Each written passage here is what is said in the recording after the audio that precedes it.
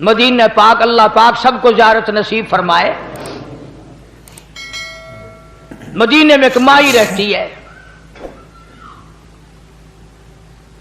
اماں اس مائی کی، اس لڑکی کی مکے پاک میں ہے۔ فتح مکہ سے پہلے کا واقعہ ہے۔ وہ ماں جو آئی، لڑکی کی محبت دل میں اٹھی، بیٹی کو ملنے کو دل چاہا، سفر کر کے مدینے آئی، دروازہ کھٹکھٹایا، اندر سے پوچھا کون ہے؟ کہنے لگی بیٹی جلدی دروازہ کھول، میں تیری اماں ہوں، مکے سے آئی ہوں ملنے کے لیے، تیری شکل دیکھنے کو ترس گئی، تو میری بیٹی ہے پیاری۔ ایمانداری سے بتاؤ، بھاگ کر دروازہ کھولنا چاہیے تھا، اماں کو لپٹ جاتی، خوشی کے آنسو آ جاتے، میری پیاری اماں، میری پیاری اماں، اتنا سفر کر کے آئی، دکھ اٹھا کر کے آئی۔ اللہ غنی، اندر بیٹھی بیٹھی لڑکی کہتی امی جان میں تمہیں کفر کی حالت میں چھوڑ کر آئی تھی، اس وقت تم کافرہ تھی، کلمہ نہیں پڑھتی تھی، یہ تو بتاؤ میرے نبی کا کلمہ پڑھ کر آئی یا وہی حالت ہے؟ مسلمان بن کر آئی ہو یا بھی حالت کفر پہ ہو؟ امی کہنے لگی بیٹی ان باتوں کو چھوڑ، آخر میں تیری اماں ہوں، تو میری بیٹی ہے، محبت نے مجبور کیا، میری اٹڑیاں کرلائی، میں تجھے ملنے کے لیے چلی آئی، میں تیری شکل دیکھنا چاہتی ہوں۔ اندر سے آواز آتی ہے امی برا نہ ماننا، جب تک میں حضور کریم صلی اللہ علیہ وسلم سے کسی کو بھیج کر پوچھ نہ لوں کیا کافر ماں کو گھر میں آنے دوں کہ نہیں، اس وقت تک دروازہ بند رہے گا۔ کتنی بڑی اتباع ہے، کتنی بڑی غلامی ہے، یعنی یہ بھی کوئی پوچھنے کی بات تھی؟ چنانچہ آدمی بھیجا، حضور کریم صلی اللہ تعالی علیہ وسلم سے پوچھا، آپ نے اجازت عطا فرمائی، تب دروازہ کھولا۔ اماں نے کئی دن قیام کیا، ٹھہری بیٹی کے گھر، مکے جانے کا ارادہ کرنے لگی تو غریب تھی ماں، بیٹی کا ذرا حال اچھا تھا، کہنے لگی میں تیری اماں ہوں، غریب ہوں، میری کچھ امداد کر، میری ساتھ کچھ سلوک کر، کوئی خدمت کر میری، میں تیری اماں ہوں، غریب ہوں۔ اب آپ لوگ اندازہ لگا لیں، سمجھدار بیٹھے ہو، جب ماں کے بارے میں ایک دفعہ اجازت لے لی حضور صلی اللہ علیہ وسلم سے، اب بار بار تنگ کرنا، پوچھنا، یہ بھی کوئی بات تھی؟ اجازت مل گئی، پھر کھلاؤ بھی، پلاؤ بھی، کپڑے بھی پہناؤ، خدمت بھی کرو۔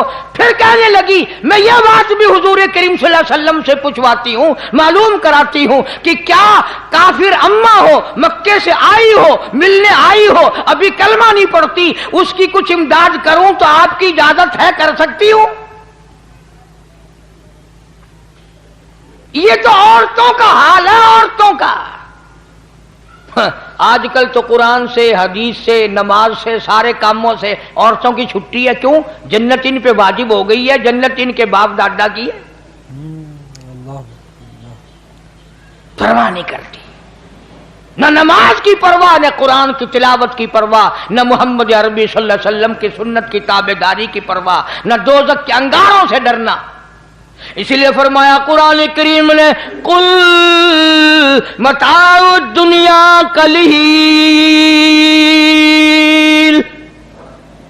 دنیا بہت تھوڑے دنوں کا سودا ہے، والآخرۃ خیر لمن اتقى ولا تظلمون فتیلا، آخرت باقی رہنے والی ہے۔ اس جماعت کے کیا کیا آپ کو میں نمونے بتاؤں، قیامت قائم ہو سکتی ہے، صحابہ کرام کے واقعات ختم نہیں ہو سکتے۔ سیدہ ام حبیبہ رضی اللہ تعالی عنہا، حضرت امیر معاویہ رضی اللہ تعالی عنہ کی بہن، حضرت ابو سفیان رضی اللہ تعالی عنہ کی بیٹی، ہماری سارے جہان کے مسلمانوں کی اماں، ساری امت کی اماں سیدہ ام حبیبہ رضی اللہ تعالی عنہا۔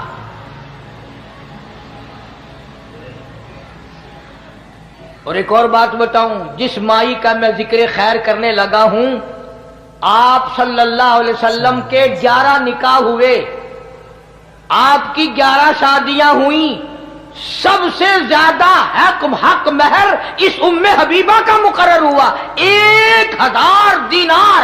سبحان اللہ، سبحان سرکار مدینہ صلی اللہ علیہ وسلم کی گھر والی ہے، ہم سب کی اماں ہے۔ مدینہ پاک میں ہے ابو سفیان رضی اللہ تعالیٰ عنہ، جو اس وقت مسلمان نہیں تھا، بیٹی مسلمان بن گئی، حضور کے گھر میں پہنچ گئی۔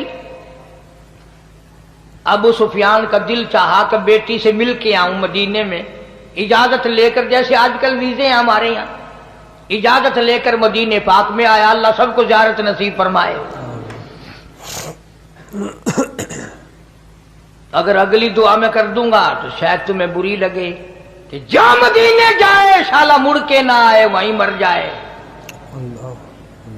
سبحان اللہ، یہ دعا تو مانگا کرو ہر وقت، اللہ مدینے کا دفن عطا فرمائے۔ وہ تو ایک ہی اللہ والا تھا جو ہر نماز کے بعد یہ دعا کرتا تھا، اللہم ارزقنا شہادۃ فی سبیلک۔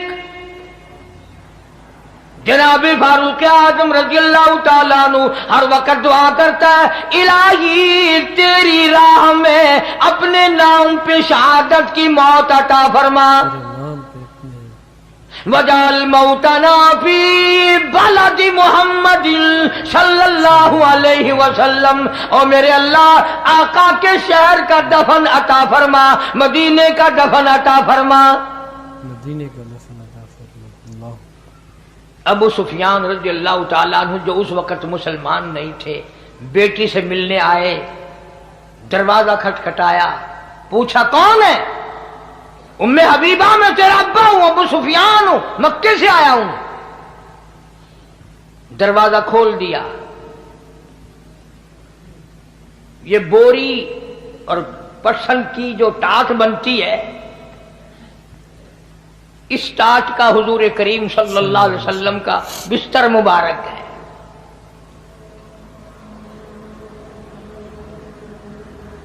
اگر سردی ہوتی تھی تو آدھا نیچے بچھا لیا جاتا تھا، آدھا اوپر اوڑھ لیا جاتا تھا۔ اللہ اکبر، اللہ، کبھی تم نے ان چیزوں کی طرف دھیان نہیں کیا؟ سارے جہان کا سردار ہے، اور لباس یہ ہے کہ ٹاٹ نیچے بچھی ہوئی ہے، ٹاٹ کا آدھا کپڑا اوپر لیا ہوا ہے۔ سارے جہانوں کا سردار۔ اور جب گرمیاں ہوتی تھی اسی کی 4 تہ بنا کر بچھا دی جاتی تھی۔ تو وہ بستر مبارک جو تھا آپ صلی اللہ علیہ وسلم کا، وہ بچھا ہوا تھا۔ ابو سفیان اس کے اوپر بیٹھنے لگ گیا، بالکل یوں ان قریب تھا کہ بیٹھ جائے۔ سیدہ ام حبیبہ رضی اللہ تعالیٰ عنہ نے دور سے شور مچا دیا، ہاں ہاں ہاں ہاں، نہیں نہیں نہیں نہیں، نہ۔ ابو سفیان رک گیا، انہوں نے کہا کیا ہے؟ نہ بیٹھنا ابا جی۔ کہ بہت اچھا۔ آئی اور وہ ٹاٹ کا بنا ہوا بستر اٹھایا اور طے کر کے ایک طرف رکھ دیا۔ ابو سفیان کو بڑا غصہ لگا کہ یہ تو بیٹی ہو کر بڑی بے ادب ہو گئی، میں 320 میل سے ملنے آیا ہوں، اس کی شکل دیکھنے آیا ہوں، یہ میری بیٹی ہے، یہ کر کیا رہی ہے؟ لوگ اپنے باپ کا بستر بچھایا کرتے ہیں، اس نے اٹھا کر لپیٹ کے اور علیحدہ رکھ دیا۔ اللہ اکبر، اس نے اٹھا کر علیحدہ رکھ دیا۔ مکے کا آخر سردار تھا، ابو جہل بھی اس کو سردار مانتا تھا، بہت بڑا سردار تھا ابو سفیان رضی اللہ تعالیٰ عنہ۔ کہنے لگا بیٹی بے ادب ہو گئی ہو، گستاخ ہو گئی ہو، ابا کے لیے بستر بچھایا نہیں، اور بچھا ہوا بھی جو تھا وہ بھی اٹھا دیا۔ اللہ، سبحان اللہ، کیا بات ارشاد فرمائی سیدہ ام حبیبہ رضی اللہ تعالیٰ عنہا نے۔ فرمانے لگی ابا میرے ابا ہیں، میں اپنا دوپٹہ بچھا سکتی ہوں، اپنا کپڑا بچھا سکتی ہوں، اپنا میں سب کچھ اپنا میرے باپ ہے قربان کر سکتی ہوں، بے ادب نہیں، بلکہ میں نے اس گھر میں آ کر ادب سیکھ لیا، اور وہ یہ بستر نبی پاک کا ہے، ابا کافر مشرک پلیت ہے، میں نبی पाक के बिस्तर पे मुशरिक बाप को हरगिज ना बैठने दूंगी। हरगिज ना बैठने दूंगी। अल्लाह अल्लाह। बिस्तर नबी पाक सल्लल्लाहु अलैहि वसल्लम का है, जहां जिब्रील आता है। मैं मुशरिक बाप के नीचे क्यों बिछाऊं? मैंने तो अदब सीखा इसी घर में आकर। इसलिए ये चीजें अर्ज कर रहा हूं कि दिमाग में बिठाओ, गुलामी करते करते दम निकल जाए फिर तो है कामयाबी, वरना वो मार पड़ेगी जो झल्ली नहीं जाएगी। अल्लाह अल्लाह। याद रखो, कब्र का अंधेरा से लेकर तबाही तबाही है। तबाही तबाही। कुरान करीम में है, जहन्नुम में लोग हजारों साल कर गुजार देंगे पानी पानी पानी पानी करते करते। फरमाया वस्तगीसु युगासु बिमाइन कलमुहल यशबिल वुजूह। पानी पानी पानी लोग हजारों साल करेंगे, आवाज आएगी ऐसा गर्मा गर्म खौलता हुआ पानी पिलाओ जिसको पीने से अतड़ियां मुंह के बल बाहर आ जाएंगी। अल्लाह अल्लाह। अर्ज करने का मेरा मकसद किसी से लड़ाई नहीं, किसी से झगड़ा नहीं। चाहता ये हूं कि मुझे भी तौफीक हो जाए और आप लोगों को भी नसीब हो जाए कि मोहम्मद अरबी सल्लल्लाहु अलैहि वसल्लम की इत्तिबा करते करते मौत आ जाए। बल्कि कब्र पे मिट्टी डालने का भी सुन्नत तरीका है, मुर्दे को कब्र में उतारने का भी सुन्नत तरीका है, मुर्दे को किबले की तरफ मुंह मोड़ने का भी सुन्नत तरीका है, कफन पहनाने में भी सुन्नत तरीका है, गुस्ल देने में भी हुजूर करीम सल्लल्लाहु अलैहि वसल्लम का बताया हुआ सुन्नत का तरीका है, जनाजा पढ़ने में भी, जनाजा उठाकर ले जाने में भी, पैदाइश में भी, मरने में भी, जीने में, हर मोड़ पे हुजूर करीम सल्लल्लाहु अलैहि वसल्लम की अदाएं और आपकी सुन्नत को जिंदा करने वाला।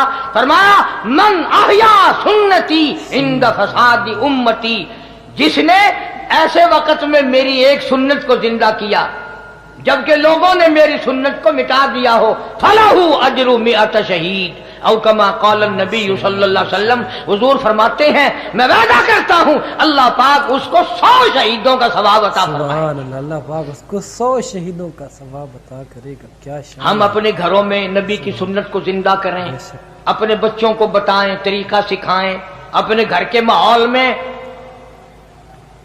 जैसे आजकल हम लोग शर्माते हैं ना कि अगर फर्श ना धोया गया तो आने जाने वाली क्या कहेंगी, अगर घर की सफाई ना हुई, लिबास की सफाई ना हुई, चेहरे मुंह की सफाई ना हुई, कोई औरत आ गई तो क्या कहेगी।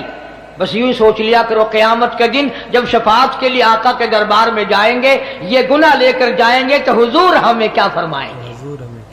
अल्लाह पाक मुझे और आपको अमल की तौफीक अता फरमाए। व आखिर दावाना अल्हम्दुलिल्लाहि रब्बिल आलमीन।